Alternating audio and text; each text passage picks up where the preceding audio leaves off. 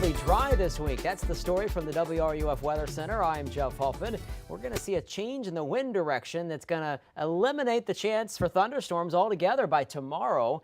And then another change in the wind direction by the end of the week that'll bring it back. But for several days in a row, we've had a west wind off the Gulf of Mexico, west or southwest wind. And that has brought in those midday to mid-afternoon showers and thunderstorms. At times, they've been rather widespread. And this will be the last day with this wind once again right off the water. This wind direction is going to veer more to the northwest tomorrow, but today I'm still tracking a few spotty cells out there between noon and about 4 or 5 o'clock as they pretty much march from west to east, left to right across the radar screen. I think there'll be a few more than indicated here. We've got an Atlantic sea breeze that'll be pinned near the coast today, so over along the St. Johns River I-95 corridor, good chance for a pretty good cell or two late this afternoon. Then a disturbance working in tandem with the Gulf sea breeze up in the Panhandle may cause somewhat more of an organized cluster of storms to develop. I'll keep an eye on these. They could send what's called an outflow boundary out from them. And I think you can even see that little line there. We'll watch that closely because sometimes that can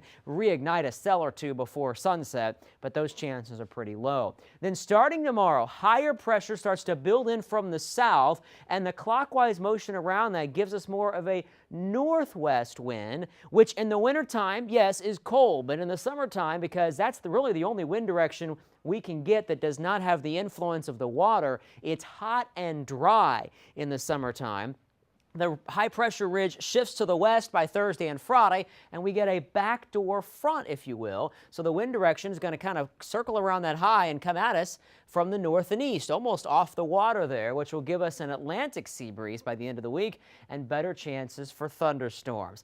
All right, here's the recap of the next 6 days. We are hot and dry most of the week, highs mid-90s, heat indices each day, several hours above 100, probably peaking on Wednesday. And then by Friday, late-day sea breeze storms coming at us from the Atlantic side, hopefully cool us off a little. Tropics are staying quiet. We are watching several waves, but no immediate threat from any developing storms. All right, here's your evening forecast. There's those low chances for a spotty shower until 9 o'clock. Really, most areas dry.